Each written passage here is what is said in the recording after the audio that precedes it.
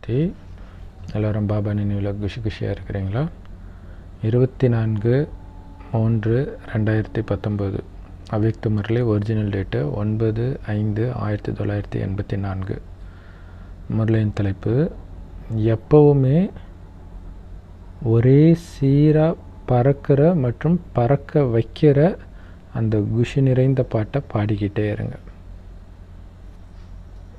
அமிர்த வேலையிலிருந்து எல்லார் இதயத்தையும் கவர்ந்த திலாராம் தந்தை ஒவ்வொரு இதயத்தின் அன்பிற்குரிய குழந்தைங்களுடைய இதயத்தின் பாட்டை கேட்டாங்களாம் பாப்தாதா. எல்லா குழந்தைங்களும் ஒரே பாட்டு பாடுறாங்க, பாபா பாபா பாபா. அந்த பாட்டு எல்லாருக்கும் இது பாட தெரியும் தானே? இரவு பகலாக பாடிக்கிட்டே தானே இருக்கிறீங்க இந்த பாட்டை. ஒரே பாட்டு, வார்த்தை அற்புதமாக இருக்குது. இருந்தாலும் அந்த பாடுற முறை, அந்த ராகம், இசை அது வெவ்வேறு மாதிரி இருக்குது. சிலருடையது குஷி நிறைஞ்சதாக இருக்கா, வா பாபா அப்படின்ட்டு. என்னன்னா பாபா துக்கம் நிறைஞ்சதாக இருக்குது. ஸோ ராகம் மாறுது. சிலருடையது பறக்கிற இசையாக இருக்குது, சிலருடையது பறக்கவும் செய்கிறாங்க, பறக்க வைக்கவும் செய்கிறாங்க. அந்த மாதிரி இசை அதை கேட்டாலே மற்றவங்களுக்கும் பறக்கணும்னு தோணுது.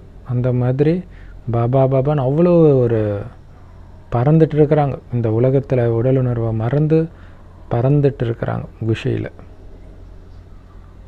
சில குழந்தைங்களுடைய இசை இப்போ தான் பயிற்சி கற்றுக்கிட்டு இருக்கிறாங்க, அந்த மாதிரி இருக்குது. அதனால் சில நேரம் நல்லாவும் சூப்பராகவும், சில நேரம் சரியாக பயிற்சி இல்லாததுனால கொஞ்சம் தடுமாறியும் பாடுறாங்க. அப்போ என்ன ஆகிடுது, பாபான்ற இசையோடு சேர்ந்து வேற ஒரு இசை கலந்துடுது இல்லையா? குஷியான இசையோட மற்ற இசை கலந்துடுது. இங்கே அதாவது இப்போ இந்த கலியுகத்தில் இந்த கலியுகத்துடைய சில பாடல்களை கேட்டால் நம்ம டான்ஸ் ஆட ஆரம்பிச்சிடுவோம். சிலது அப்படியே அன்பில் லயிக்க வைக்கும். சிலது கூப்பாடு போடுற பாட்டாக இருக்கும், பயங்கரமாக சவுண்டு. சில பாடல் அடைஞ்சிட்ட அதை வெளிப்படுத்தக்கூடிய பிராப்தியின் பாடலாக இருக்கும். அந்த மாதிரி பாபா கிட்டேயும் பலவிதமான பாடல் வருது, பல ரகசியம் நிறைந்த விஷயம் நிறைந்த பாடல் வருது. இப்போ சயின்ஸ் கண்டுபிடிப்பினால என்ன ஆகுது, தொடர்ந்து இந்த ஆட்டோ டியூன் அப்படின்னு சொல்லுவாங்க இல்லை, அந்த ட்ரம்ஸ் செட் பண்ணிட்டா அதுவே திரும்ப திரும்ப திரும்ப திரும்ப அடிச்சுக்கிட்டே இருக்குமே, நிரந்தரமாக அந்த பாட்டு அந்த டியூன் இருக்குமே. அந்த மாதிரி சில குழந்தைங்களுடைய நினைவுன்ற சுவிட்சு எப்போவுமே போட்டுருக்கு. அப்படின்னு அர்த்தம், நிரந்தரமாக நினைவில் இருந்துக்கிட்டே இருக்கிறாங்க அந்த ஆட்டோ டியூன் மாதிரி. ஸோ இயல்பாகவே நிரந்தரமாக அந்த பாபான்ற பாட்டு சில குழந்தைங்க இதயத்துலேருந்து வந்துக்கிட்டே இருக்குது. இன்னும் சில குழந்தைங்களுக்கு சுவிட்சை ஆன் பண்ணால் மட்டும்தான் பாட்டு ஒலிக்குது. எப்படி சொல்ல பாருங்க, சயின்ஸை வச்சு இல்லையா? ஒரு சிலது ஆட்டோ ஆன், ஒரு சிலது நம்ம தான் மேனுவலாக ஆன் பண்ணணும். அப்போ தான் இல்லையா? அப்போ பாபா நினைக்கணும்னு உட்காரும்போது தான் அந்த பாபா பாட்டே வருது. ஆனால் எல்லாருமே இதயபூர்வமாக தான் பாடுறீங்க. ஆனால் சிலருடையது நிரந்தரமாக ஒரே சீராக இருக்குது, சிலருடையது சுவிட்சு போட்டால் தான் ஒலிக்குது. அப்போ தான் பாபான்ற அந்த ஞாபகமே வருது. அப்போ அந்த மாதிரி வரும்போது என்ன ஆகும், ஒரு சில சமயம் ஒரு மாதிரியும், இன்னொரு சில சமயம் வேறு மாதிரியான இசையோடவும் இருக்கும். ஆனால் ஒரே சீராக இருந்துச்சுன்னா, நிரந்தரமாக இருந்துச்சுன்னா ஒரே சீராக இருக்கும். ஸோ இந்த மாதிரி குழந்தைங்களுடைய பாட்டை கேட்கும்போது எல்லாருடைய இதயத்திலும் அந்த ஒரு தந்தை தான் நிரம்பி இருக்கிறாரு அப்படிங்கிறத பார்த்து பாப்தாதா மகிழ்ச்சி அடைகிறாங்க. எல்லாருடைய ஆர்வமும் ஈடுபாடும் ஒரு சிவத்தந்தையோடு இணைஞ்சிருக்குது. என்ன காரியம் செஞ்சாலும் எல்லாத்தையும் அந்த ஒரு சிவபாபாவுக்கு தான் செய்கிறாங்க. எந்த சம்பந்தம் வச்சாலும் அந்த ஒரு தந்தையோடு தான் வைக்கிறாங்க. அவங்களுடைய நினைவுலேயும் அப்பா தான் இருக்கார், பார்வையிலையும் அப்பா தான் தெரிகிறாரு, வார்த்தையிலையும் அப்பா தான் இருக்கார். ஏன்னா கடவுளையே தன்னுடைய உலகமாக்கிட்டாங்க. அவங்க உலகத்தில் வேறு எதுவுமே கிடையாது. ஒவ்வொரு அடியிலும் அப்பாவுடைய நினைவு. அதனால் என்ன ஆகுது, ஒவ்வொரு அடியிலும் பல கோடி மடங்கு வருமானத்தை சேமிச்சிட்ருக்குறாங்க. இல்லை, ஒவ்வொரு அடியிலும் அப்பா நினைவு இருந்தால் என்ன ஆகும், ஒவ்வொரு அடியிலும் பல கோடி மடங்கு வருமானமும் சேமிப்பாகிட்டு இருக்கும். ஒவ்வொரு குழந்தையுடைய நெத்தியிலும் சிரேஷ்ட பாக்கியத்தின் நட்சத்திரம் ஜொலிச்சிட்டு இருக்குது. அப்படின்னு அர்த்தம், ஆத்ம உணர்வில் இருக்கிறாங்க. ஆத்ம உணர்வில் இருந்தால் பாபா நினைவு இருக்கும். அதுதான் பாக்கியம் இல்லையா, அது ஜொலிச்சிட்டு இருக்கு. அந்த மாதிரி விசேஷ ஆத்மாக்கள் நீங்கள், உயர்ந்த ஆத்மாக்கள், சிரேஷ்ட ஆத்மாக்கள் நீங்கள், உலகத்துக்கே உதாரண மூர்த்தியாக இருக்கிறீங்க. ஸோ தலையில் உலக சேவைன்ற பொறுப்பு கிரீடத்தை அணிஞ்சிருக்கிறீங்க. வெற்றி திலகம் இட்டு பாபாவுடைய இதயன்ற சிம்மாசனத்தில் உட்கார்ந்துட்டு இருக்கிறவங்களாகவும் இருக்கிறீங்க. அந்த மாதிரி உயர்ந்த ஆத்மாக்கள், அந்த மாதிரி உயர்ந்த ஆத்மாக்களுடைய குணங்களை சுயம் பகவானே பாடுறார். ஒவ்வொரு குழந்தையுடைய பேரின் மாலையை ஜபிச்சிட்டு இருக்கிறார். யோசிச்சு பாருங்க, கடவுளே என்னுடைய பேரை நினைவு செஞ்சிட்டு இருக்கிறார். அது என்ன சாதாரண பாக்கியமா? அது அந்த மாதிரி உயர்ந்த பாக்கியத்தை எல்லாரும் அடைஞ்சிட்டீங்களா? அப்படி அடைஞ்சிருந்தா ஏன் பாடிட்டு இருக்கும்போதே டியூனு மாறுது? ஏன் ஒரே சீராக இருக்க மாட்டேங்குது? அப்போ மறக்கிறீங்க. நீங்கள் எவ்வளோ உயர்ந்தவங்கன்றதை மறக்கிறீங்க. யாருடைய குழந்தை, யார் உங்களுடைய மகிமையை பாடிட்டு இருக்கிறான்றதே மறந்துடுறீங்க. அதனால தான் டியூன், இசை மாறுது. அப்போ அன்பா பாபா நினைக்கிறதுக்கு பதிலாக வெவ்வேறு மாதிரி நினைவு வருது, அப்புறம் கட் ஆகுது. சில நேரம் பிராப்தியின் பாட்டை பாடுறீங்க, சில நேரம் கதறீங்க, அழுவுறீங்க பாபா கிட்ட. கடின உழைப்பின் பாட்டை பாடுறீங்க, பாபா இந்த மாயா படாத பாடுபடுத்துதுன்ட்டு அழுவுறீங்க. சில நேரம் அப்பா வா பாபா வா பாபா அந்த மாதிரி பாட்டு பாடுறீங்க, என்னை அழைச்சிட்டு போ பாபா. சில நேரம் மனசொடைஞ்சு போயிடுச்சா, நொந்து போய் பாட்டு பாடுறீங்க. ஏன் இந்த மாதிரி மியூசிக் மாற்றிக்கிட்டே இருக்கிறீங்க? எப்பவும் ஒரே சீராக பறந்துக்கிட்டும் மற்றவர்களையும் ஊக்க உற்சாகத்தில் பறக்க வைக்கிற பாட்டை ஏன் பாட மாட்டீங்க? எப்பவும் ஏன் ஊக்க உற்சாகத்தோடு இருக்க மாட்டீங்க? அந்த மாதிரி பறந்துக்கிட்டும் மற்றவர்களையும் பறக்க வச்சுட்டும் இருக்கிற பாட்டை எப்பவுமே பாடுங்க. நீங்கள் அந்த மாதிரி ஊக்க உற்சாகத்தோட ஒரே சீராக பாட்டு பாடும்போது என்ன ஆகும்னா, உங்கள் பாட்டை கேட்குறவங்களுக்கு சிறகு முளைச்சி பறக்கணும். அந்த மாதிரி இருக்கணும் உங்களுடைய பாடல். அந்த குஷி கால் இல்லாத நொண்டிக்கு கால் வந்துன்னு உங்கள் பாட்டை கேட்டு டான்ஸ் ஆட ஆரம்பிச்சிடணும். துக்கன்ற படுக்கையில் நொந்து போய் கிடக்கிறவங்க உங்களுடைய பாட்டை கேட்ட உடனே அவங்களும் நாங்கள் சுகமாக இருக்கிறோன்ற அந்த சுகத்தின் பாட்டை பாடணும். ஸோ அந்த மாதிரி பவர்ஃபுல்லாக இருக்கணும் எப்பவும். நீங்கள் கவலைன்ற சிதையில் உட்கார்ந்துட்டுருக்கிற ஆத்மா அந்த சிதையிலேருந்து ஏந்திரிச்சு குஷியில் நடனம் ஆடணும். அந்த மாதிரி குஷி நிறைஞ்ச பாட்டு பாடுறீங்களா? மனசொடைஞ்சு போன வாழ்க்கையில் நம்பிக்கையே இல்லாமல் இருக்கிற ஆத்மா கூட உங்கள் பாட்டை கேட்டோன்னா ஊக்கம் நிறைந்த இந்த பாட்டை அவங்களும் பாட ஆரம்பிச்சிடணும். அனைத்தையும் இழந்து எனக்கு ஒன்றுமே இல்லைன்னு புலம்பிட்டு இருக்கிற பிச்சைக்கார ஆத்மாக்கள் அனைத்து பொக்கிஷங்கள்லையும் நிரம்பியவராகிட்டேன், அடைஞ்சிட்டேன் அப்படின்ற பாட்டை பாட தொடங்கணும் உங்களை பார்த்த உடனே. ஸோ அதுக்கு என்ன பண்ண, அனைத்தும் நிரம்பிய தன்மையை பாபாவுடைய நினைவில் மூழ்கி நீங்கள் வெளிப்படுத்தணும். பாபா பாபா பாபா அந்த போதையில் இருக்கணும். ஸோ உலக சேவை செய்கிறதுக்கு இந்த பிராப்தி அடையிறது ரொம்ப முக்கியம். என்ன பிராப்தி? எல்லோரையும் எப்படிப்பட்ட குறைகள் நிரம்பியவர்களும் நிரம்பியவர்களாக அனுபவம் பண்ண வைக்கணும். அந்த மாதிரி ஒரே சீரான பாட்டு பாடுறது தான் இன்றைக்கி உலக சேவை.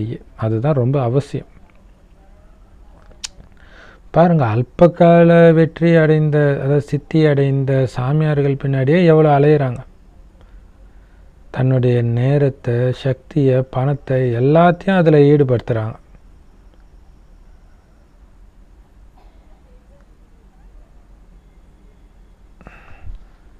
ஸோ எல்லா ஆத்மாக்களும் ரொம்ப கடினமாக உழைச்சி களைச்சி போயிட்டாங்க. வெற்றி அடையணும், சித்தி அடையணும்னு விரும்புகிறாங்க. ஸோ இங்கே வெற்றிங்கிறது திருப்தி அடையிறதுக்காக கடுமையாக உழைக்கிறாங்க. இருந்தாலும் உழைச்சி கழிச்சு போயிடறாங்க. ஏன்னா ஒரு விஷயத்தில் திருப்தி அடைஞ்சாங்கன்னா மற்ற எல்லா விஷயத்துலையும் திருப்தி இல்லாமல் ஊனமாக இருக்கிறாங்க. உதாரணத்துக்கு கால் இல்லாத நொண்டி நடக்க ஆரம்பிக்கிறாங்கன்னா அது ஒரு ஓகே, அதில் திருப்தி அடைஞ்சிடுறாங்க. ஆனால் மற்ற இச்சைகள் உருவாயிடுது. இது நடக்கணும், அது நடக்கணும், அப்படி இப்படின்னு ஆசை மேலே ஆசை வந்துக்கிட்டே இருக்குது. அதனால் நீங்கள் என்ன பண்ணணும், இந்த நேரத்தில்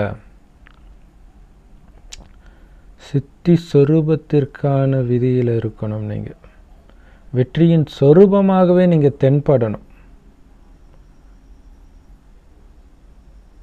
அழியாத ஆன்மீக சித்தி, ஆன்மீக அதிசயத்தை செஞ்சு காட்டுங்க. ஸோ அழியாத ஆன்மீக சித்தின்னு அர்த்தம் ஆன்மீக வெற்றியின் சொரூபமாக ஆகுங்க. ஏன்னா இது சாதாரண விஷயம் இல்லை, குறைஞ்ச விஷயம் கிடையாது. ஏன்னா 99% ஆத்மாக்கள் கவலையில் செத்து கிடக்கிறாங்க. கவலைன்ற பெட்டில் செத்து தான் கிடக்கிறாங்க, எந்த உணர்வும் இல்லாமல்.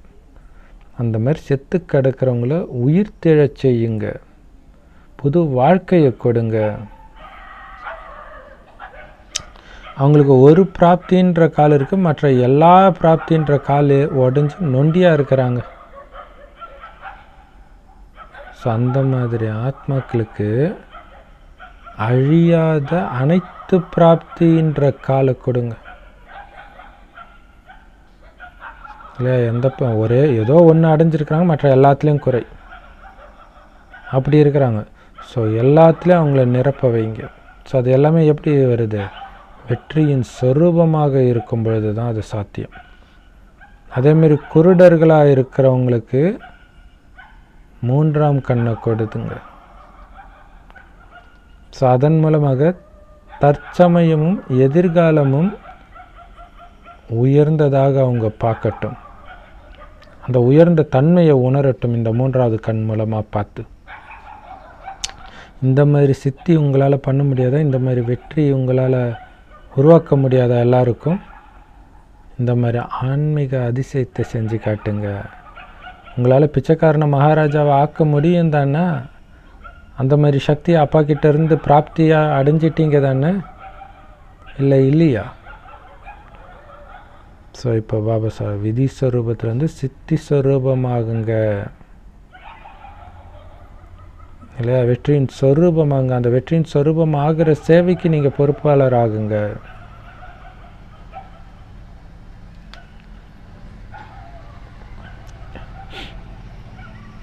ஸோ முயற்சி செய்ய வேண்டிய நேரத்தில் முயற்சி பண்ணுறதுக்கு பேர் தான் விதி.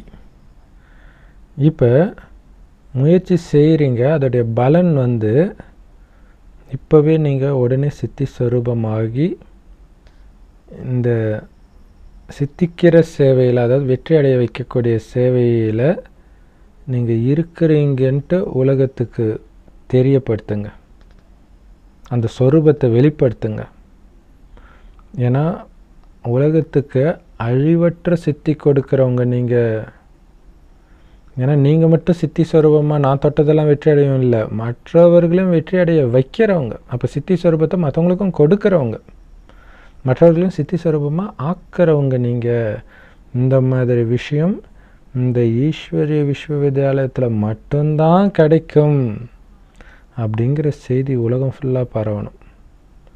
ஸோ அந்த மாதிரி சித்தி ஸ்வரூபமாக ஆகிட்டீங்க தானே, வெற்றியின் ஸ்வரூபமாக ஆகி இருக்கிறீங்க தானே, அங்கே போயிட்டாலே எல்லாமே வெற்றி ஆகிடும்பா அப்படின்னு மாற்றணும். அந்த மாதிரி உருவாக்குங்க, உங்களுடைய சக்தியின் மூலமாக உருவாக்குங்க. ஸோ அதுக்கு என்ன பண்ணணும், நீங்கள் கவலையற்ற மனநிலை, அனைத்தும் நிரம்பிய நிலையில் இருக்கணும்.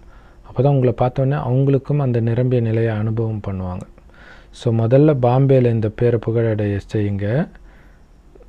அடிக்கடி கடின உழைப்பு செய்கிறதுலேருந்து எல்லோரும் விடுவீங்க.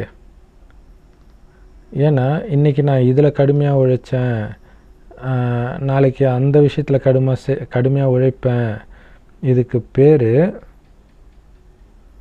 இல்லையா, நேற்று இதை முயற்சி பண்ண அப்படி ஒன்று ஒன்றா முயற்சி பண்ணுறதுக்கு பேர் கடின உழைப்பு. இதுலேருந்து விடுபட்டு பிராப்தி ஸ்வரூபமாக ஆகுங்க, சக்திசாலி ஆகுங்க. பிராப்தி ஸ்வரூப சக்திசாலி ஆகிறதுக்கு பேர் தான் சித்தி ஸ்வரூபம். பின்னர்த்தம் அடையாததே கிடையாது, எல்லாத்துலேயும் எப்போவுமே நிரம்பி இருக்கிறது, அதுக்கு பேர் தான் சித்தி ஸ்வரூபம். அப்போ இந்த டெஸ்ட் பேப்பர் இந்த சக்தி கம்மியாக இருக்குது, அந்த சக்தி இல்லை, எப்போவுமே எல்லா சக்தியும் நிரம்பி இருக்குது, அதுக்கு பேர் தான் சித்தி ஸ்வரூபம். ஸோ அந்த மாதிரி சித்தி ஸ்வரூப ஞான ஸ்வரூப ஆத்மாக்களாக ஆகுங்க, மற்றவங்களையும் ஆக்குங்க. ஸோ அப்போ பார்த்திங்கன்னா அந்தந்த நேரத்துக்கு என்னென்ன ஞான பாயிண்ட் வேணுமோ டக்குன்னு அந்த ஞான பாயிண்ட் வரணும் உங்களுக்கு, அதுக்கு பேர் தான் ஞான ஸ்வரூப ஆத்மாக்கள். இப்போ என்ன டெஸ்ட் பேப்பர் வந்தாலும் அந்த நேரத்துக்குரிய ஞானம் வந்து டக்குன்னு மனசை அமைதிப்படுத்திடணும். இல்லை கட்சி வரைக்கும் கடின உழைப்பே தான் பண்ணிகிட்டு இருக்க போகிறீங்களா? எதிர்காலத்தில் பிராப்தி அடையலான்னு நினச்சிட்டு இருக்கிறீங்களா? பாபா சொல்றார், முயற்சி செய்கிறீங்கன்னா அதோடைய உடனடி பலனை இப்போவே நீங்கள் சாப்பிடணும். ஸோ பிரத்யக்ஷ பலன், அதாவது உடனடி பலன்ற பழத்தை சாப்பிடுங்க, பிறகு எதிர்கால பலன்ற பழத்தை அங்கே போய் சாப்பிடுங்க. ஆனால் எதிர்காலத்தில் வரட்டும்னு காத்துக்கிட்டு இருந்து இப்போ கிடைக்கிற பிரத்யக்ஷ பலனை இழந்துடாதீங்க, அந்த குஷி இழந்துடாதீங்க. இறுதியில் எப்படியும் பலன் கிடைக்கும் அப்படின்னு உங்களை நீங்களே ஆறுதல் படுத்திக்காதீங்க. இந்த சங்கமயுகத்தை பொறுத்த வரைக்கும் நீங்கள் ஒன்று செஞ்சிங்கன்னா பல மடங்கு இப்போவே அடைவீங்க. ஸோ என்ன பண்ணணும் புரிஞ்சுக்கிட்டீங்களா? எதிர்பார்ப்பிலே ஆறுதல் அடைஞ்சவராக ஆக மாட்டீங்க தானே, இப்போ அடையணும் ஏதாக இருந்தாலும்.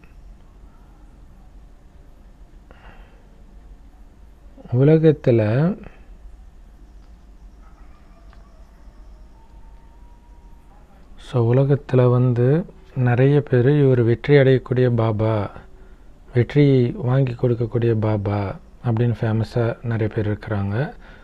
அதேமாரி வெற்றி அடையக்கூடிய யோகி அப்படின்னும் இருக்கிறாங்க, சித்து யோகி, சித்து பாபா அப்படின்ட்டு. ஸோ பாபா சொல்றார், மும்பையை சார்ந்த குழந்தைங்களும் வெற்றி அடையக்கூடிய, வெற்றி ஸ்வரூபமாக இருக்கக்கூடிய சகஜ யோகி தானே. அந்த மாதிரி வெற்றியை பிராப்தி செஞ்சுருக்கிறவங்க தானே நீங்கள் அப்படின்னு பாபா கேட்குறாரு. எப்போவுமே இயல்பாக ஒரே சீராக பறக்க வைக்கிற பாடலை பாடக்கூடிய, எப்பவும் சித்தி ஸ்வரூபமானவராகி, அதாவது எப்போவுமே வெற்றி ஸ்வரூபமானவராகி அழியாத ஆன்மீக சித்தியை பிராப்தியாக அடைஞ்சிருக்கக்கூடிய, ஆன்மீக அதிசயத்தை உலகத்துக்கு காட்டக்கூடிய அதிசயம் நிறைந்த ஆத்மாக்களாகிய குழந்தைங்களுக்கு எப்போவுமே அனைத்து பிராப்தி நிரம்பிய வெற்றியை அனுபவம் செய்ய வைக்கக்கூடிய வெற்றி ஸ்வரூப சகஜ யோகி மற்றும் ஞான ஸ்வரூப குழந்தைங்களுக்கு பாப்தாதாவின் அன்பு நினைவுகள் மற்றும் நமஸ்காரம். நம்மளும் பாப்தாதாவுக்கு அன்பு நினைவுகள் மற்றும் நமஸ்காரம் சொல்கிறோம். குமாரிகளுடைய குரூப்பை சந்திக்கிறார் பாபா. பாபா சொல்கிறார், எப்போவும் ஆன்மீக நினைவில் இருக்கக்கூடிய ஆன்மீக குமாரிகள் தானே நீங்கள், இல்லை தேக உணர்வில் வந்துடுறீங்களா? ஏன்னா நிறைய பேர் தேக அபிமானத்தில் இருக்கிற குமாரிகள் இருக்கிறாங்க வெளி உலகத்தில். ஆனால் நீங்கள் ஆன்மீக குமாரிகள், ஆத்ம உணர்வில் இருக்கிற குமாரிகள், நான் ஆத்மான்ற நினைவில் இருக்கிற குமாரிகள், ஆத்மாவாகி ஆத்மாவை பார்க்குற குமாரிகள். அந்த மாதிரி இருக்கிறவங்கள தான் ஆன்மீக குமாரிகள்னு சொல்லுவோம். சொல்லுங்கள், நீங்கள் எந்த குமாரி? தேக அபிமானத்தில் வர்றது இல்லை தானே, ஆன்மீக குமாரி தானே. தேக அபிமானத்தில் வர்றதுன்னா என்ன அர்த்தம் தெரியுமா? மாயாவில் விழுறதுன்னு அர்த்தம். ஆன்மீக நினைவில் இருக்கிறதுனா என்ன அர்த்தம் தெரியுமா? பாபாவுக்கு பக்கத்தில் வர்றது, பாபாவுக்கு சமமாக வர்றதுன்னு அர்த்தம். நீங்கள் விழறவங்க கிடையாது, பாபா பக்கத்தில் இருக்கிறவங்க. யார் பாபா கூட இருப்பாங்க? ஆன்மீக குமாரிகள் தான் இருக்க முடியும். ஆத்ம உணர்வில் இருக்கிற குமாரி தான் இருக்க முடியும். தேக உணர்வில் இருக்கிறவங்க ஒருபோதும் பக்கத்தில் இருக்க முடியாது, அவங்க விழுந்துருவாங்க. பாபா எப்போவுமே சுப்ரீம் தான். ஏன்னா எப்போவுமே ஆத்மா உணர்வில் தான் இருக்கிற, தேக அபிமானத்தில் வர்றதே கிடையாது. அந்த மாதிரி ஆன்மீக குமாரிகளாகிய நீங்கள், பாபாவுக்கு நெருக்கத்தில் இருக்கிற நீங்களும் தேக அபிமானத்தில் எப்போவுமே வர்றது கிடையாது. பாபா மேலே அன்பு இருந்துச்சுன்னா தினமும் பாபாவை அன்பாக நினைப்பாங்க, அன்பாக அவருடைய முரளியை படிப்பாங்க. எந்த காரியம் செஞ்சாலும் அன்பாக செஞ்சால் கண்டிப்பாக அதில் வெற்றி நிச்சயிக்கப்பட்டிருக்கின்றார் இல்லையா? அதாவது என்ன அர்த்தம்? மனசார விரும்பி செய்கிறது, அதில் கண்டிப்பாக வெற்றி கிடைக்கும். ஆனால் ஒருத்தவங்க சொல்கிறாங்களேன்னு வலுக்கட்டாயத்தினால செஞ்சால் கொஞ்ச காலத்துக்கு தான் வெற்றி கிடைக்கும்.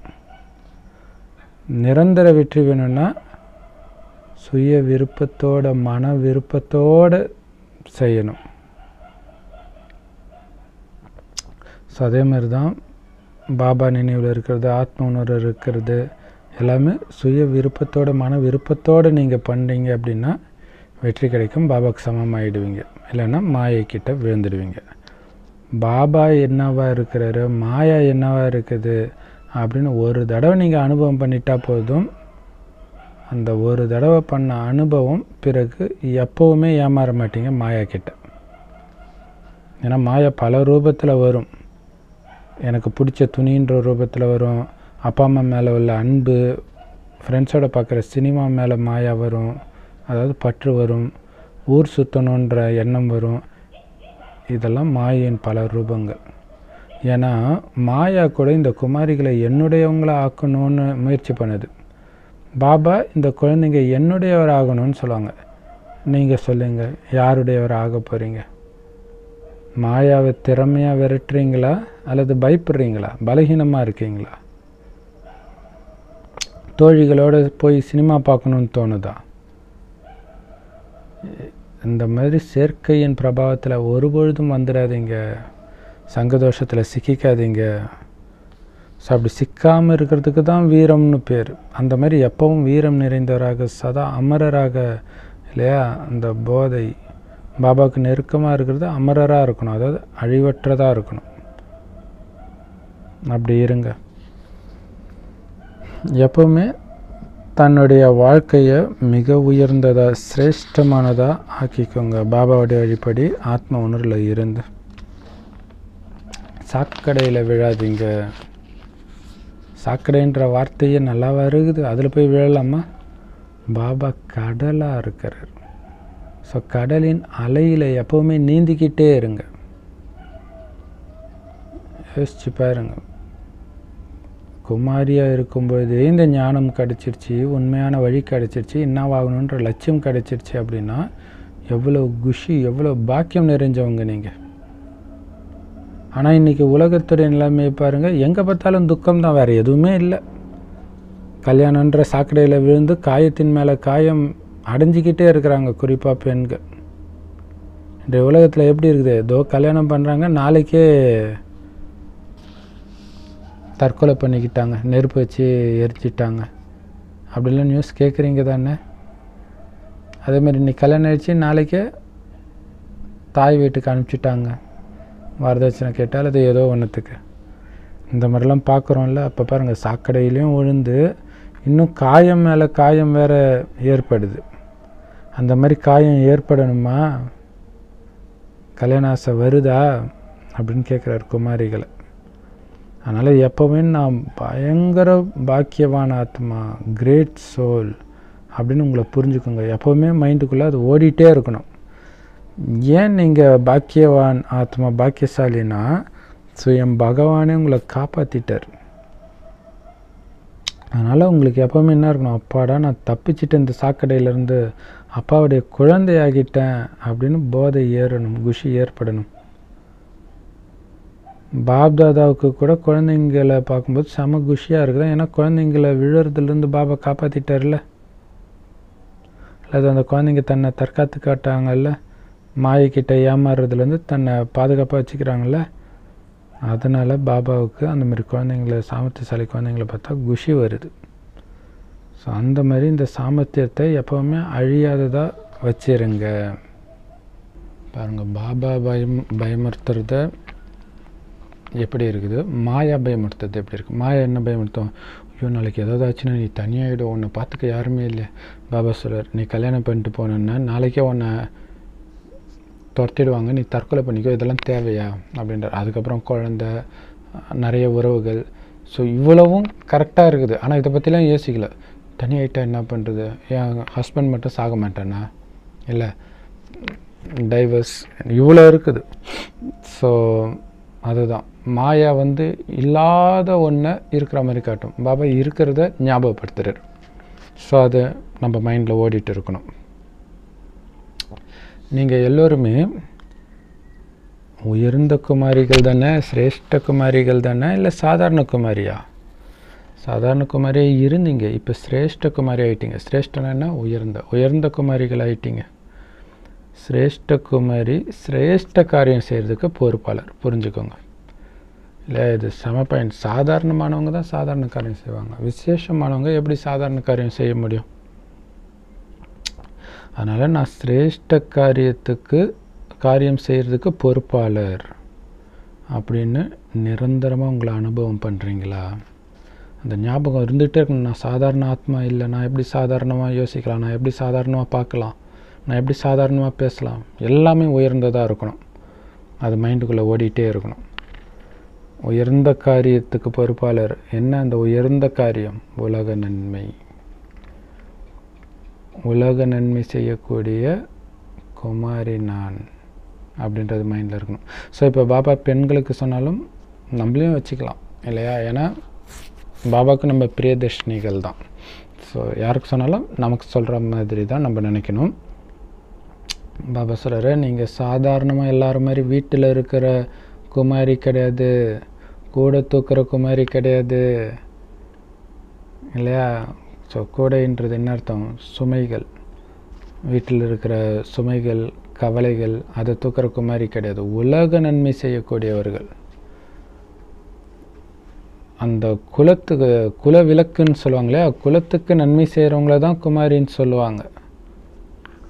இப்போ உங்களுடைய குலம் எது? முழு உலகமும் எல்லையற்ற குலம் இது.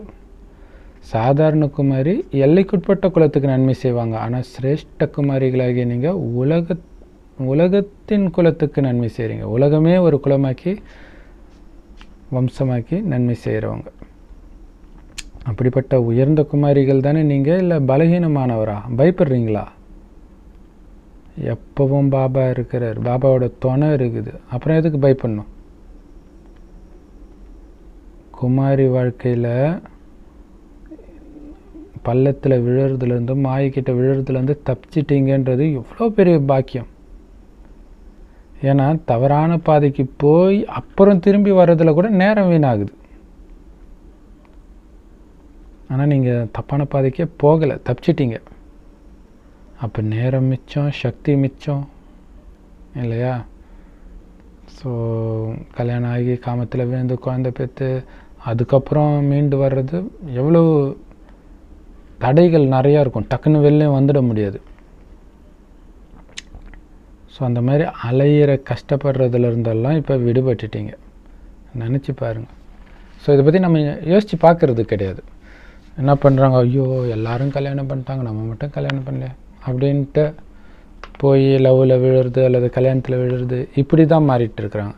ஸோ அப்போ பாபா சொல்கிறார், விழுந்தவனுடைய நிலைமை என்ன ஆச்சு பாரு, யோசிச்சு பாரு. நீ விழாமல் தப்பிச்சிட்டியே, சந்தோஷப்படு, எவ்வளோ பெரிய லாபம் உனக்கு.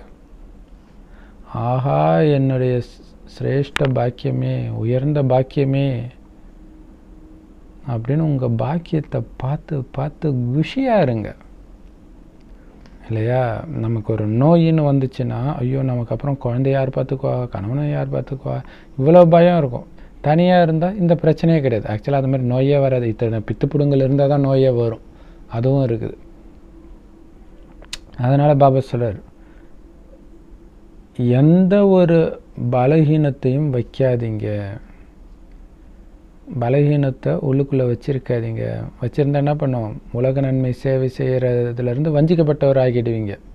அப்படி ஆகிடாதீங்க இல்லையா? பலகீனம் இருக்குது, கொஞ்சம் காமம் பற்று இருக்குதுன்னா போய் மாட்டிக்குவீங்க. அப்புறம் எங்கே பாபா சேவைக்கு வர்றது? இப்போ உலக சேவை மிக உயர்ந்த சேவை, அதுலேருந்து வஞ்சிக்கப்பட்டுடுவீங்க இல்லையா? நிறைய பேர் கல்யாணம் ஆகி மாத்தா சாயி பக்கா பாபாவுடைய ஞானம் கிடச்சி அந்த பந்தனத்துலேருந்து வெளில வராமல் எப்படி துடிக்கிறாங்க. ஸோ அதனால் அப்படி மாட்டிக்காதீங்க அப்படின்னு பாபா சொல்கிறார். ஸோ கல்யாணம் பண்ணிக்கலாமா வேண்டாமா அப்படின்ட்டு இங்கிட்டு ஒரு கால் அங்கிட்டு ஒரு கால் வச்சுருக்கிற குமாரிகளுக்கு இந்த வாணி செம பவர்ஃபுல்லான வாணி. ஏன்னா முழுக்க முழுக்க குமாரிகளுக்காகவே பாபா சொல்கிறார். குமாரினாலே மகான் மகான் உயர்ந்தவர்கள், கிரேட் பீப்புள்னு அர்த்தம் குமாரினாலே.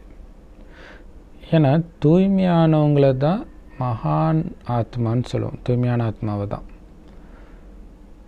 ஏன்னா இன்றைக்கி இருக்கிற மகாத்மாக்கள்லாம் தூய்மையின் ஆதாரத்தில் தான் மகான் ஆத்மான்னு சொல்லப்படுறாங்க. ஆனாலும் மகான் ஆத்மாக்களாகிய உங்கள் எதிரில் அவங்களாம் ஒன்றுமே கிடையாதுன்றார். ஏன்னா ஞானம் நிரம்பிய அழிவற்ற மகான் தன்மை கொண்டவர்கள் நீங்கள். ஞானத்தோடு தெரிஞ்சுக்கிட்டீங்க, எப்படி மகான் ஆகுறதுன்னு தெரிஞ்சு அது பல ஜென்மத்துக்கு எடுத்துகிட்டு வர மாதிரி அந்த தூய்மையை பிடிக்கணுன்னா என்ன பண்ணணும் எல்லாமே தெரிஞ்சுக்கிட்டீங்க. மற்றபடி அவங்களும் இந்த ஒரு ஜென்மத்துக்கு மட்டும் மகான். ஸோ ஞானம் இல்லாத காரணத்தினால மீண்டும் போய் விகாரிகளுக்கே பிறப்பாங்க, மறுபடியும் போய் கஷ்டப்பட்டு மகானாக வேண்டியதாக இருக்கும். ஆனால் நீங்கள் ஞானம் தெரிஞ்சு இந்த ஒரு பிறவி மகானாக, அதாவது தூய்மையாக இருந்ததுனால பல பிறவிக்கு மகான் ஆத்மாவாக ஆகிடுறீங்க. மிகப்பெரிய லாபம், அதுவும் சொர்க்கத்தில் 21 ஜென்மத்துக்கு மகானாக இருக்க போகிறீங்க. அது மட்டும் இல்லை, செல்வம் எல்லாமே, சந்தோஷம், அமைதி எல்லாமே இருக்கும், ஆரோக்கியம் எல்லாமே. அதனால் பாபா சொல்கிறாரு, என்ன ஆனாலும் சரி நான் பாபா குழந்தை ஆகிட்டேன், எப்போவுமே நான் பாபா குழந்தையாக தான் இருப்பேன், என்ன ஆனாலும் சரி. அந்த மாதிரி உறுதியானவராக இருக்கணும். ஏன்னா உறுதியற்றவராக பலகீனமாக இருந்தீங்கன்னா டப்புன்னு மாயா பிடிச்சி சாப்பிட்டுடும். உறுதியானவரை மாயா சாப்பிடாது, உறுதி இல்லைன்னா தான் சாப்பிடும். அதனால தான் பாபா சொல்கிறார், உறுதியானவராக இருங்க, மாயா கிட்டே இருங்க, அது என்ன வேணாலும் ஆகட்டும், உறுதியானவராக இருங்க. நான் எப்போவுமே பாபாவுடையவன், அவ்வளோதான். பாபா என் கூடவே இருக்கார். பாபா சொல்கிறார், உங்கள் எல்லாரையும் ஃபோட்டோ எடுக்கிறேன், பயப்படாத சிங்க குட்டிங்க. நீங்கள் எந்த அளவுக்கு உறுதியாக இருக்கிறீங்களோ அந்த அளவுக்கு குஷி அனுபவமாகும், பிராப்தி அனுபவமாகும், அனைத்து பிராப்திகளின் அனுபவமாகும். ஸோ அதுக்கு ஆதாரமாக இருக்கிறது என்னது? உறுதி, உறுதித்தன்மை. அதுதான் மெயின். நாடாத அசையாத அங்கதன். என்னானாலும் பாபா ஒரு வினாடி பிரிய மாட்டேன், அதில் உறுதியாக இருக்கணும். அப்போ குஷி எல்லாமே அனுபவமாகும். ஆனால் உறுதியானவராக நீங்கள் இல்லை அப்படின்னா நிரந்தர குஷி இருக்காது இல்லையா? உறுதியாக இல்லைன்னா மாயக்கிட்ட மாட்டீங்க. மாயக்கிட்ட மாற்றுறது ஒரு சந்தோஷத்தை கொடுக்கும், ஆனால் அது எவ்வளோ நேரத்துக்கு கொடுக்கும்? நிரந்தரமாக கொடுக்கும். அதான் பாபா சொல்கிறார், நிரந்தர குஷி கொடுக்காது. அதனால் ரொம்ப ரொம்ப ரொம்ப முக்கியமான பாயிண்ட், எப்போவுமே உங்களை மகான் ஆத்மான்னு புரிஞ்சுக்கோங்க. ஸோ பெரும்பாலும் சரண்டர் பிரதர்ஸ் சிஸ்டர்ஸ் சின்ன வயசில் இருக்கிறவங்களாம் பார்த்திங்கன்னா ஃபோன் பேசினா கூட கையில் ஒரு நோட் வச்சுட்டு நான் பரம பவித்ர ஆத்மா, நான் பரம பவித்ர ஆத்மான்னு எழுதிக்கிட்டே இருப்பாங்க. ஏன்னா அந்த ஃபோனில் கூட மைண்டு மாறும். ஸோ அதுக்கு தான் இங்கே எழுதி எழுதி மைண்டுக்குள்ளே ஏற்றிக்கிட்டே இருப்பாங்க. ஸோ ஏன்னா நான் மகான் ஆத்மானா அது எதன் ஆதாரத்தில் இருக்க? பரம பவித்ரனாக இருக்கிறதுனால. ஸோ அது எப்போவுமே ஞாபகம் இருக்கட்டும், எப்போவுமே உங்களை மகான் ஆத்மான்னு புரிஞ்சுக்கோங்க. மகான் ஆத்மா சாதாரண காரியம் பண்ண முடியுமா? மகான் ஆத்மா யாரையாவது தலை வணங்குவாரா? மாயை கிட்ட ஒருபொழுதும் தலை வணங்காதவர்கள் நீங்கள். அதனால தான் நீங்கள் மகான் ஆத்மாக்கள். மாயக்கிட்ட தலை வணங்குறவங்க தான் வந்து உங்ககிட்ட தலை வணங்குறாங்க கோயிலில். ஸோ நீங்கள் எங்கேயுமே தலை வணங்க தேவையில்லை. ஏன் மாயக்கிட்ட தலை வணங்கலை? மாயக்கிட்ட தலை வணங்கலைன்னா உங்களுக்கு எந்த பிரச்சனையும் வரப்போகிறதில்ல. அப்புறம் ஏன் நீங்கள் போய் மற்றவங்க கிட்ட போய் தலை வணங்க போகிறீங்க? சூப்பர் இல்லையா? குமாரினா பாபாவுக்கு கை கரங்கள். ஸோ குமாரிகள் சாதாரண குமாரி சக்திகளாக ஆகிறாங்க. அப்போ என்ன ஆகுது? சேவை வளர்ச்சி அடையுது. வருங்காலத்தில் இத்தனை உலக சேவாதாரி குழந்தைங்க, உலகத்துக்கு நன்மை செய்யக்கூடிய விசேஷ ஆத்மாக்கள் கிடச்சிட்டாங்க அப்படின்னு பாபாவுக்கு குஷி வருதான். குமாரிகள் சின்னவங்களாக இருந்தாலும் சரி, பெரியவங்களாக இருந்தாலும் சரி, இப்போ வந்த பாபா குழந்தையாக இருந்தாலும் சரி, பல வருஷத்து பாபா குழந்தையாக இருந்தாலும் சரி, எல்லாருமே என்னது?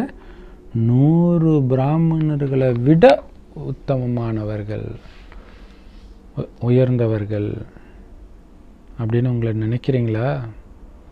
ஏன் அப்படி சொல்கிறோம் 100 பிராமணர்களுக்கு சமம்னு? ஏன்னா ஒவ்வொரு கன்யாவும் குறைஞ்சது 100 பிராமணர்களை உருவாக்குவாங்க. அதனால தான் இந்த 100 பிராமணர்களை விட உத்தமம் ஒரு கன்யா அப்படின்னு சொல்லப்படுது.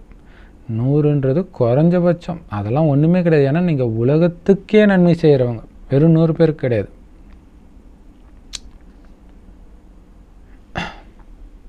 ஸோ 100 பிராமணர்களை விட உயர்ந்தவங்க ஒரு கன்யா. ஏன்னா எல்லா ஆத்மாக்களையும் உயர்ந்தவர்களை ஆக்கக்கூடிய உயர்ந்தவர்கள் நீங்கள். அந்த மாதிரி போதை இருக்குதா? அப்போ குமாரினா எவ்வளோ பெரிய பொறுப்பு இருக்குது பாருங்கள். நீங்கள் மற்றவங்கள மாதிரி காலேஜ் படிக்கிற, ஸ்கூல் படிக்கிற கன்யா கிடையாது. ஈஸ்வரி விஸ்வ வித்யாலயத்தின் கன்யாக்கள் குமாரிகள். அதனால் உங்ககிட்ட யாராவது நீங்கள் என்ன குமாரி அப்படின்னு கேட்டால் சொல்லுங்கள், ஈஸ்வரிய விஸ்வ வித்யாலயத்தின் குமாரி, அதாவது ஈஸ்வரன் நடத்துகிற உலகளாவிய பள்ளிக்கூடத்தின் மாணவி நான் சொல்லுங்கள். இங்கே இருக்கிற ஒவ்வொரு குமாரியும் சேவை குமாரியாக, சேவாதாரி குமாரியாக மாற போகிறவங்க. எத்தனை சென்டர் திறக்க போகிறீங்க? ஸோ பாபாவுக்கு குஷி வருது. இத்தனை குமாரியை பார்த்து இவங்கெல்லாம் எத்தனை சேவை மையங்களை திறக்க போகிறாங்க, எத்தனை சேவை கரங்களாக தயாராகிட்டு இருக்கிறாங்க, பாபாவுடைய கரங்களாக தயாராகிட்டு இருக்கிறாங்கன்னு குஷியாக இருக்குது. அதுவும் வலதுகரமாக தானே இருக்கிறீங்க, இல்லை இடதுகரமாக? ஏன்னா வலது கரத்தினால, அதாவது வலது கையினால் ஒரு காரியம் வேகமாக நல்லா பண்ண முடியும். ஆனால் இடது கையால் பண்ணால் தடுமாறும், நேரமாகும். அதனால் நீங்கள் எல்லாம் வலதுகரமாக தானே இருக்கிறீங்க பாபாவுக்கு. இத்தனை குமாரி உருவாயிட்டாங்கன்னா எத்தனை சென்டர் திறப்பாங்கன்னு பாபா யோசிக்கிறார். அப்போ பாருங்கள், எங்கே அனுப்புனாலும் பாபா எங்கே அனுப்புனாலும் அங்கே போவீங்க தானே, எங்கே உட்கார வச்சாலும் அங்கே போய் உட்காருவீங்க தானே. இல்லை பாபா என்னால் முடியாது, அங்கெல்லாம் போக முடியாது அப்படி சொல்லிட்டு இருப்பீங்களா? அப்படி சொன்னால் அதுக்கு பேர் எவர் ரெடி கிடையாது. பாபா எங்கே உட்கார வைக்கிறாரோ அங்கே உட்காரதுக்கு தயாராக இருக்கணும், அதுக்கு பேர் தான் எவர் ரெடி. அப்படி இருக்கிறீங்களா? குமாரிகள் எல்லோரும் மகான் ஆத்மாக்கள், எப்போவுமே மகானாகவே இருங்க, ஒருபோதும் தீய சேர்க்கையில் வந்துடாதீங்கன்றார். தீய சேர்க்கையில் வந்தாலே மகான் தன்மை போயிடும். யாராவது உங்கள் மேலே அவங்களுடைய பிரபாவத்தை ஏற்படுத்த முயற்சி செஞ்சாலும் நீங்கள் என்ன பண்ணணும்? அவங்க மேலே உங்கள் பிரபாவத்தை ஏற்படுத்திடுங்க. எடுத்தோடனே பாபா ஞானம், அந்த பாபாவுடைய குணம், இதை வெளிப்படுத்துங்க. அதேமாரி உங்கள் அப்பா அம்மா பந்தனம் போட ட்ரை பண்ணுறாங்க அப்படின்னாலும் பந்தனத்தில் சிக்கிக்கிறவங்க கிடையாது குமாரிகள், எப்போவும் பந்தனமற்றவர்கள். ஸோ அப்பா அம்மா பாசத்தின் மூலமாகவோ அல்லது கல்யாணம் பண்ணணும்னு நினச்சா எதுலேயுமே சிக்கிக்காதவங்க. ஆனால் தான் குமாரிகள் எப்பொழுதும் பந்தனமற்றவர்கள், எப்பொழுதும் பாக்கியசாலிகள்னு சொல்கிறது. குமாரி வாழ்க்கைனாலே பூஜைக்குரிய வாழ்க்கை. பூஜைக்குரியவர் ஒருபொழுதும் பூஜாரி ஆக முடியாது. இதே போதையில் எப்போவுமே இருங்க, அதுதான் குமாரி. இல்லை குமாரினாலே என்ன அர்த்தம்? பூஜைக்குரியவன். பூஜைக்குரியவங்க பூஜாரியாக ஆக முடியாது அப்படின்னு என்ன அர்த்தம்? தலை வணங்க மாட்டாங்க. அவங்கள பார்த்து மற்றவங்க தலை வணங்குவாங்க. எதனால்? அவங்களுடைய தூய்மையினால். தூய்மைக்கு அந்த மரியாதை. பாபா கேட்க, நீங்கள் எல்லோரும் தேவிகள் தானே? தேவினா என்ன அர்த்தம்? பெண் தெய்வங்கள். இந்த மதத்தில் இருக்கிற பெண் தெய்வங்களை தேவிகள்ன்றோம். குமாரினாலே தேவி தான். ஸோ பாபா சொல்கிற வழிப்படி போனால் தேவி, தப்பான பாபா சொல்கிற வழியை மீறி எந்த பக்கம் போனாலும் தாசி ஆகிடுவீங்க. ஸோ யார் மகான் ஆத்மாவாக இருக்கிறாங்களோ அவங்க தான் தேவிகள் ஆவாங்க. தாசிகள் அந்த தேவியை தலைவணங்குறவங்களாகிடுவாங்க. பக்தி மார்க்கத்தில். அது இல்லாமல் அங்கேயும் வேலைக்காரங்களாக இருப்பாங்க. அதனால் புரிஞ்சுக்கோங்க, நீங்கள் தாசி ஆகிறதுக்கு இங்கே வரல, தேவதைகள் ஆகிறதுக்கு வந்திருக்கிறீங்க. தேவி தேவதைகளுக்கு தான் எத்தனை பூஜை நடக்குது, உங்களுக்கு தானே நடக்குது அந்த பூஜையெல்லாம். சின்ன குழந்தையாக இருந்தாலும் வயசானவங்களாக இருந்தாலும் நீங்கள் எல்லோருமே தேவிகள் தான். உங்களுடைய சிலைக்கு தான் அங்கே பூஜை நடக்குது. அதனால் எப்போவுமே உங்கள் மைண்டில் என்ன ஓடிட்டுருக்கணும், நான் மகான் ஆத்மா,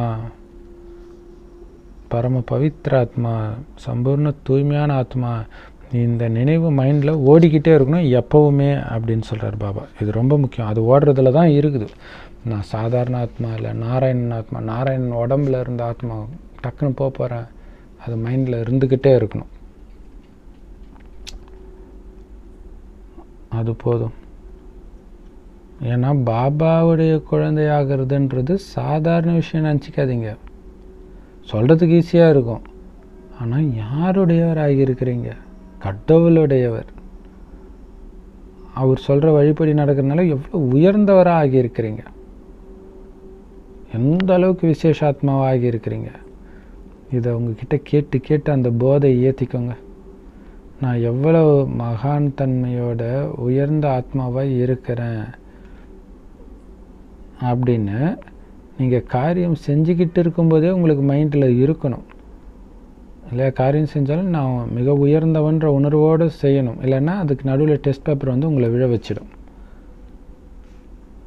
பாக்கியவான் ஆத்மாக்கள் இல்லையா, குழந்தைங்க எல்லாரும், அவங்களுக்கு எப்போவுமே தன்னுடைய பாக்கியம் ஞாபகம் இருக்கணும்.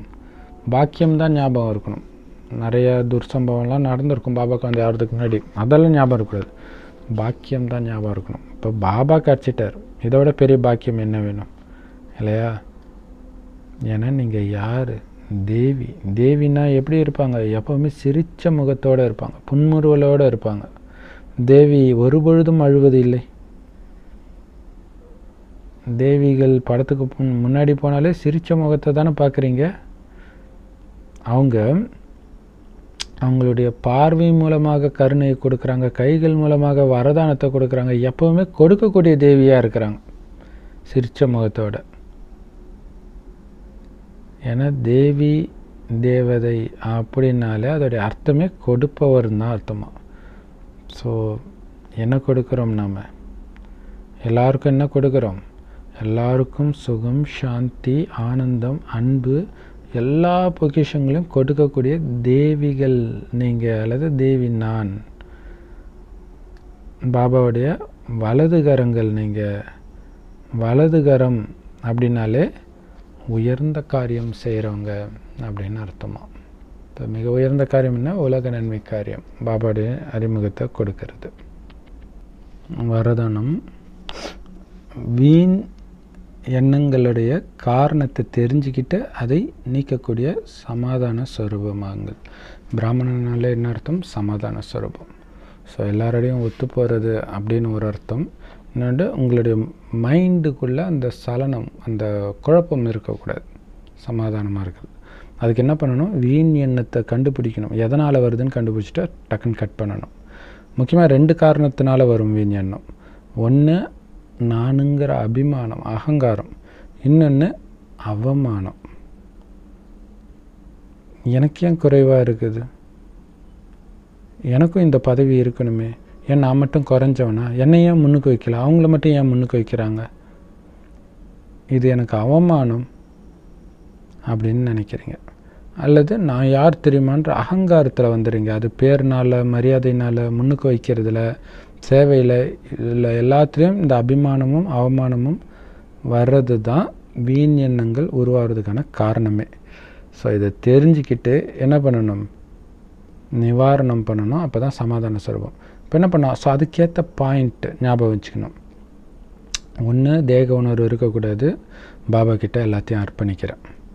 என்னுடைய இதுன்னு நினைக்கும்போது தான் இந்த அகங்காரம் எல்லா அந்த சுமை வருது. ஸோ அதை அப்படியே பாபா இது என்னதில்லை, அது உன்னுடைய இது, நீ நடத்துனா கரெக்டாக இருக்கும்னோடனே அப்படியே அமைதியாகிடும். இப்போ இந்த வீண் எண்ணத்துக்கே வேலை இல்லாமல் போயிடும். ஸோ நானுங்கிற அகங்காரமும் இருக்கக்கூடாது. யார் மேலேயும் எனக்கு பொறாமை அல்லது என்னை இன்சல்ட் பண்ணிட்டாங்க, அந்த வெறுப்பு, அவமானம், இது எதுவும் இல்லாமல் ஆழ்ந்த அமைதியிலே எப்பவும் இருக்கிறேன்னா அப்படின்னு செக் பண்ணிக்கிட்டே இருக்கணும். ஸ்லோகன்: இனிமையான வீடான அந்த பரந்தாமத்துக்கு அமைதி சக்தி மூலமாக போகிறது ரொம்ப ஈஸி இல்லை. அமைதி சக்தி மூலமாக தான் இனிமையான இல்லத்துக்கு டக்குன்னு போக முடியும். ஓம் சாந்தி. Love you Baba. Thank you pop Dada.